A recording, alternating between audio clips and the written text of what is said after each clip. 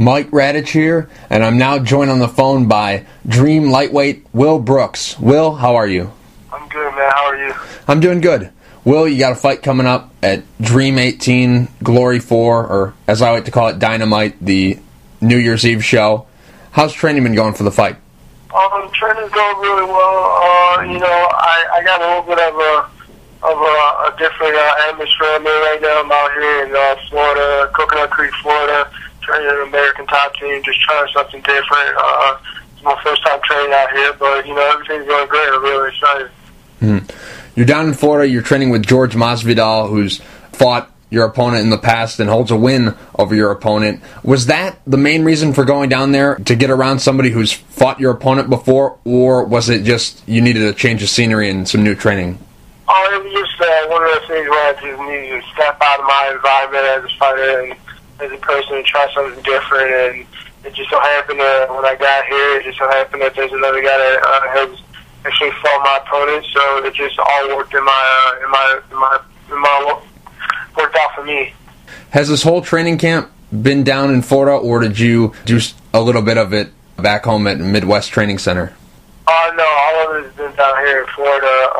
When I was back home, I was doing a little bit of, organizing and get things figured out, because this is my first time going out of the state. This is my first time going into another country, so I'm just home trying to get things figured out and just headed back out here as soon as possible and got my training camp started. Do you know who's going to be in your corner for this fight, or is it too early to say? Right now it's a little too early. I haven't made that decision, but I think my management is going to help me out in making that decision. They've done a good job in taking care of all those things, so right now I'm just being focused on the training. When will you arrive in Japan? Right now I'm not really sure. Again, that's my management are going to take care of that. I'm a guy that I really don't focus on a lot of that stuff. I've been staying in touch with my manager, Monty Cox, and he's just been helping me get those things organized. And, once they let me know when it's time to go, I'll go. The reason I asked is because a lot of the American fighters that go over there say they have a tough time adjusting to the time. What are some of your plans about adjusting to the time? And also, are you a good traveler? Do you not get sick on planes or anything like that? Do you have anything like that you need to worry about? I don't really have any plans on, making any adjustments or anything like that. Again, this is my first time going out of the country.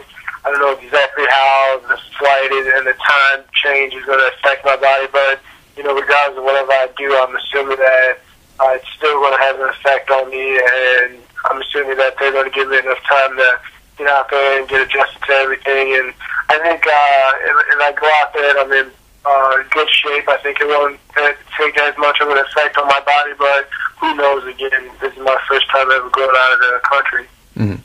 Now, you were briefly linked to Shinny Aoki. He was your opponent. Some of the websites have reported that you were going to be fighting him. Was this ever a possibility? Were you ever going to be fighting him and then they changed it up on you last minute, or were you always going to be fighting Kitaoka?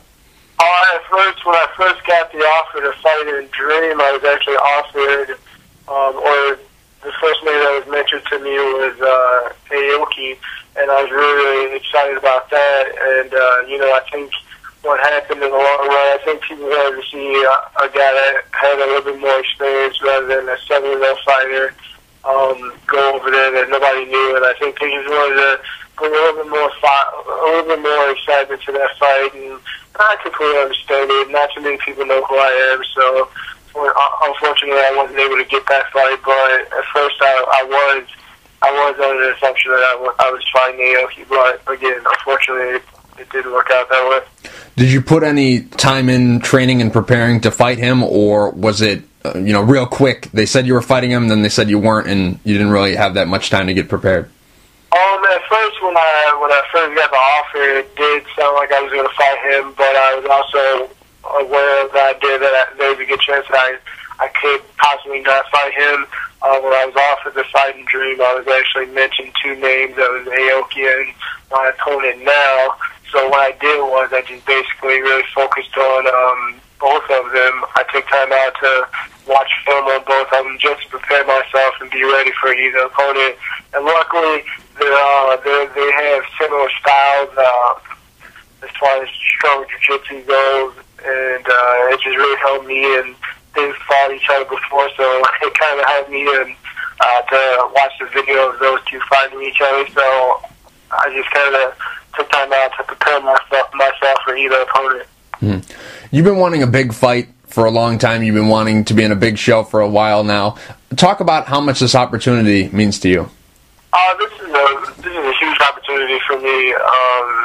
I've been really focused on getting a fight where it's out of my comfort zone, and it's an opponent at a different type of level. I believe that fighting over in Japan and fighting in Dream is a great opportunity, but the opponent that I've been given is really another good opportunity for me to really test myself and see where I am as a person and where I am as a fighter.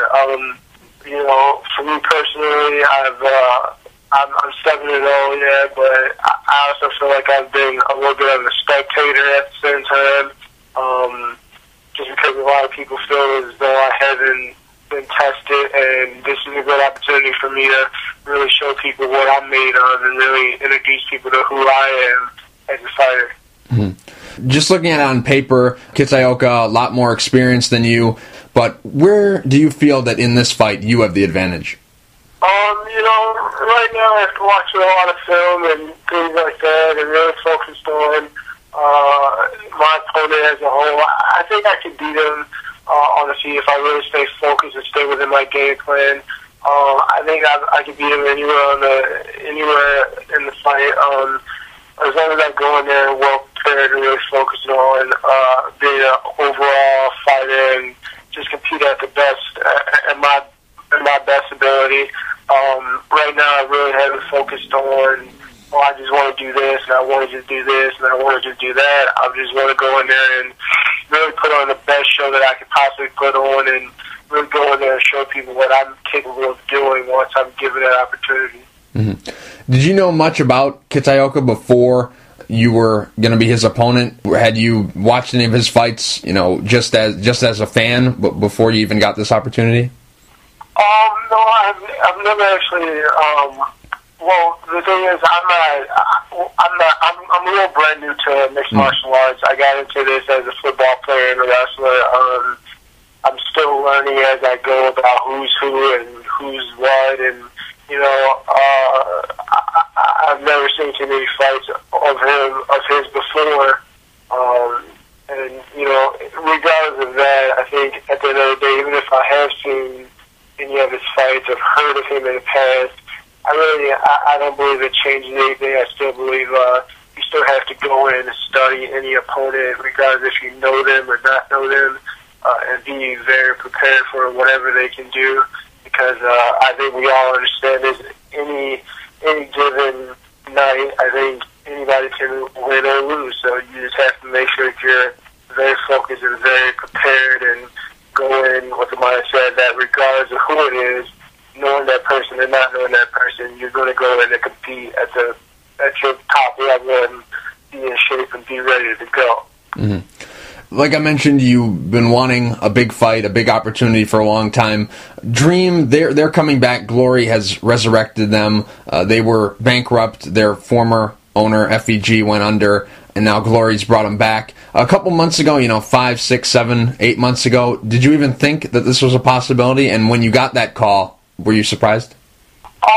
Actually, no. I actually never thought I would get an opportunity to do this. I've really just been focused on, the bigger promotions in the U.S. and really focused on trying to get an opportunity in those promotions, such as the Bellators and Strike Forces and, the grand, like the godfather of them all, the UFC, the NFL and mixed martial arts in the UFC. So I've been really focused on these promotions over here in the States. But once I was given the opportunity and, even my manager even mentioned that I did a fight in Dream, it was like, wow, this is a great opportunity. As far as being in an organization such as Dream, and it's just, and one of those things where we've all heard of Dream is, it's kind of like a legendary type of thing where if you get an opportunity to do something like that, is in a way, it's just as it's kind of just as big as fighting in the UFC. So for me, this is a great opportunity. So I'm just really excited. Mm-hmm. You fought 5 times in 2011. A very active year. That's a really good year for a fighter. Definitely on the regional circuit to get 5 in. This year, this will be your 3rd fight you've already had to. Why have things slowed down for you? Is it the case of injuries? Is it the case of fighters backing out? Is it the case of, we see sometimes on the regional circuit, when they see an undefeated fighter, a lot of guys don't want to take fights against a guy undefeated? You know, what has been the reason why you haven't been that active? Oh, well, you know, I really couldn't answer that question. I'm not sure what it was. I think it was a mix of things. I attempted to go try out for the Ultimate Fighter television show. That took up a large amount of my time. I try to work a strategy where, just to be very, very safe and focused on that show, I did drop out of a lot of fights just in case I did make the show. You know, I really wanted to try to focus on that, and just the chance of me making the show, I wanted to come in very, very healthy and in the best shape that I could come in and not take any chances, and, you know, maybe take a cut in one of these outside fights or be suspended for a certain amount of time. I just didn't want to take any of those chances, so I was really more focused on, I guess I put all my eggs in that one basket. It was like really, really focused and really, really confident that I would make the show. Unfortunately, I wasn't able to make that show. So once the show went on, I didn't make the show. You know, it was a whole mix of things. Guys, you know, their management really focusing on their careers, which is understandable. You know, you want to put your guys in the best position to have a very, very long career. You want to put them in the best position to build a career, and that's what we all do at these in our younger careers. We're put in positions where our management and the coaches are taking care of who we fight, when we fight, what do we do. So for me, it was more, I was just training, and whatever fight that was given to me, I was more than ready to take.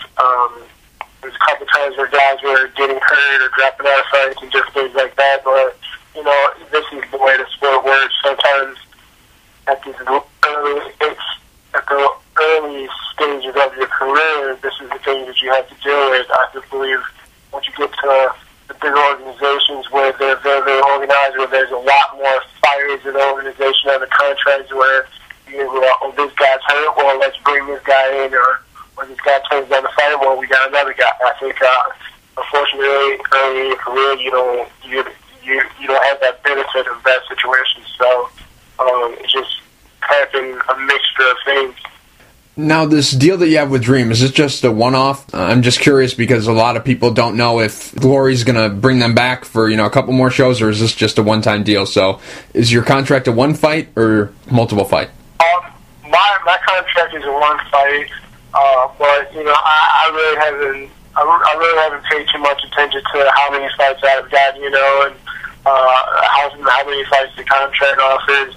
I can only prepare for one fight at a time. So for me, I'm really focused on this one fight. So if they would have gave me a 4-fight contract, it really doesn't matter. It's still like a 1-fight contract for me because I have to focus on one opponent, and right now that's what I have. And I'm signing a 1-fight contract, and hopefully, maybe, who knows, maybe I get offered from something else, or maybe they want to bring me back, and maybe I get the opportunity to fight Aoki down in the future. So I'm really just I'm focused on this one fight, and that's what I got, a 1-fight contract. Mm-hmm. Now, you mentioned you tried out for the Ultimate Fighter. Which season was that? Was it the live season, or was it the most recent season that just wrapped? It was the live season. It was the 155 live season.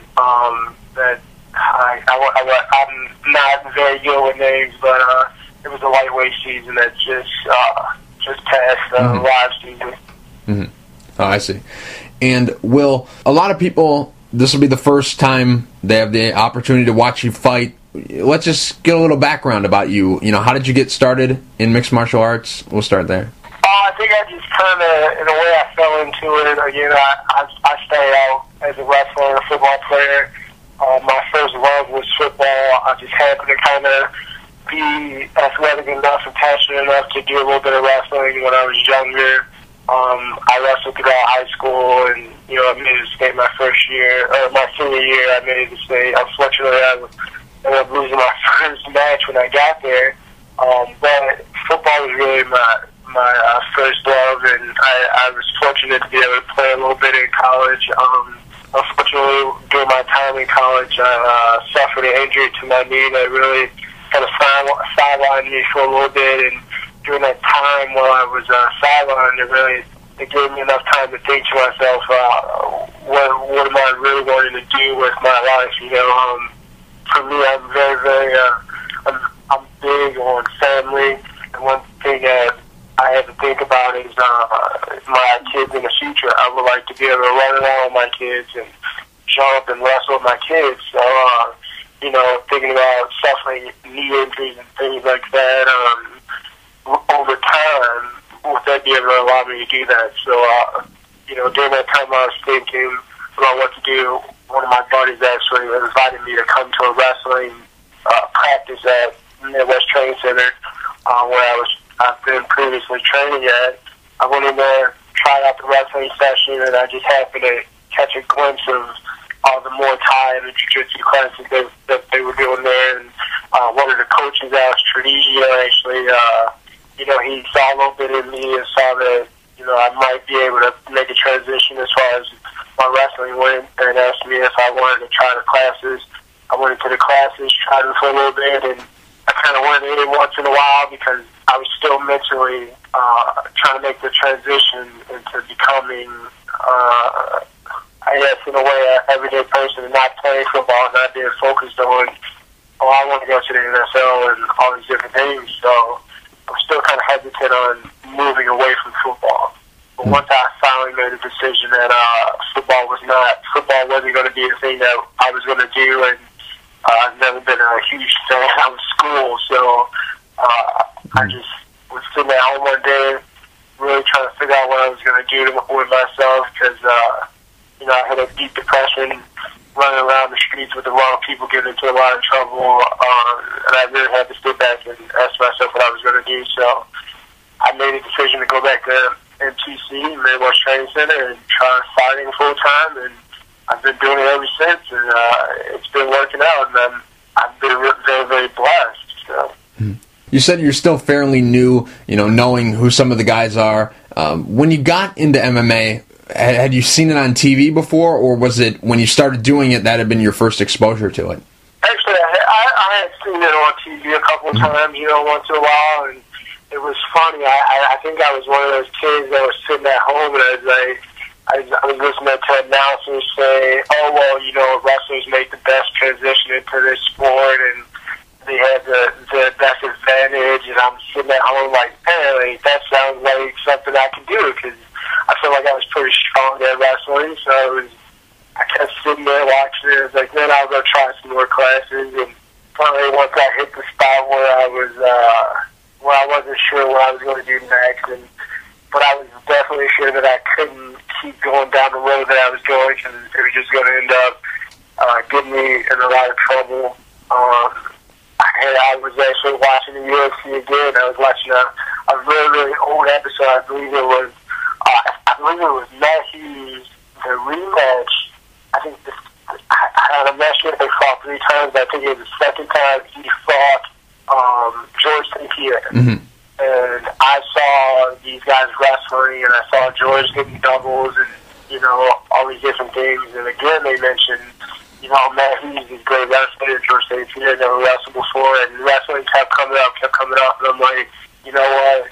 I think this is what I should be doing. So I just decided to go back, and I was like, I felt comfortable when I was there at Midwest Training Center training, and I just told myself, you know what? I want to commit all my time to this, and if it works out, it works out, and if it doesn't, and I believe God has a plan for me. So in a way, I kind of rolled the dice, and here I am. Are you a full-time fighter, or do you have another job? No, I'm a full-time fighter. When I first started doing this as an amateur, I was making the transition into going pro. I attempted to work other jobs, but once my passion grew for this sport and I really started getting more focused on it, I started doing studying on other fighters. I noticed a similarity with the more serious fighters that were the upper echelon guys, top 5 guys, champion guys, contender guys. They were all guys that was full-time training, and I actually ended up making a decision that in order to do this, I needed to train full-time. In order to get better, I needed to be in the gym every minute of the day, and so I walked away from my job. I was actually working at Peapod in the freezer section. It's a grocery delivery company. I was working there, and I let my boss know that I put in my 2 weeks, and that was the end of it. And ever since then, I've been training full-time. Mm-hmm. Again, for the fans that on New Year's Eve that'll be their first exposure to you, what's the fight of these 7 pro fights that you've had? What's the fight that, if somebody wants to get excited for this fight, what's the fight that they should watch of your 7 fights? What's the fight that you would recommend they watch before they see a fight on New Year's Eve? Oh gosh, I wish I could answer that, but you know, working with my previous coaches and my management, they've actually not allowed me to put anything online. You know, that just because it was getting so hard to get fights and things like that, and we implemented the strategy well.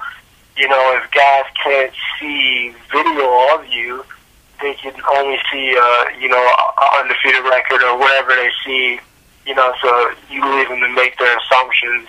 But, I mean, I think if someone could find it, I would look up the Drew Dober fight.